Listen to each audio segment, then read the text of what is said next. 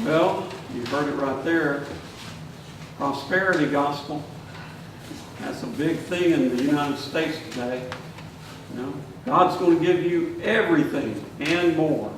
Right there at the end of that gospel. You give away everything you have, and God will give you more than 100% return on what you give away.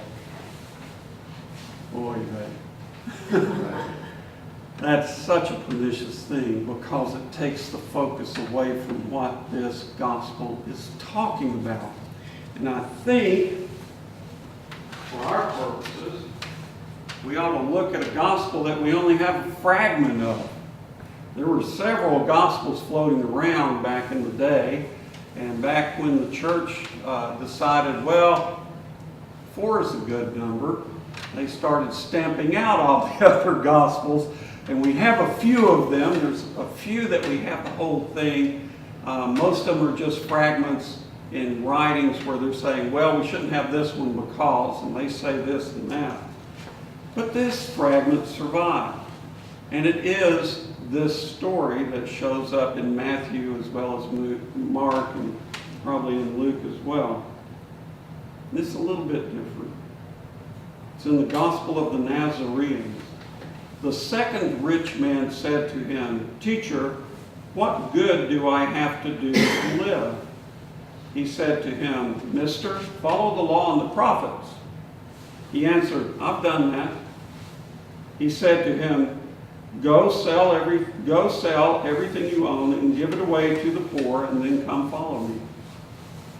But the rich man didn't want to hear this. He began to scratch his head. And the Lord said to him, "How can you say you follow the law and the prophets? In the law it says, 'Love your neighbor as yourself.' Look around you. Many of your brothers and sisters, sons and daughters of Abraham, are living in filth and dying of hunger. Your house is full of good things, and not a thing of yours manages to get out to them." Turning to his disciple Simon, who was sitting with him, he said, "Simon, son of Jonah, it's easier for a camel to squeeze through a needle's eye than for a wealthy person to get into heaven's domain."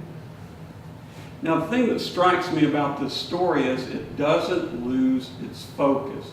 It doesn't go off into the prosperity gospel thing. And Jesus and Peter are sitting, which is a traditional posture for teachers. And this person comes up and asks the question, but he also throws in there the great commandment. He doesn't give you the Decalogue, the 10 Commandments. Love your neighbor as yourself. This is primary.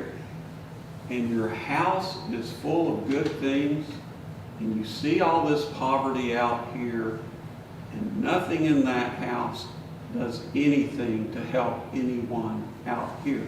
That's the crux of the issue. So are all wealthy people going to go to hell? I hope not. I'll see you there. Because we're all wealthy. Compared to probably, what do you think, 75, 85% of the world? Maybe more. Compared to that number, we are wealthy. But I think the real question is, the possessions that we have, are we so attached to them that we can't do this? And we can't turn loose of them if we need to for the betterment of those around us. It comes down to a very basic question. Do I own my possessions, or do they own me? If they own me, I'm already in hell. Because I'm serving material things that'll turn back into dust eventually, just like I will.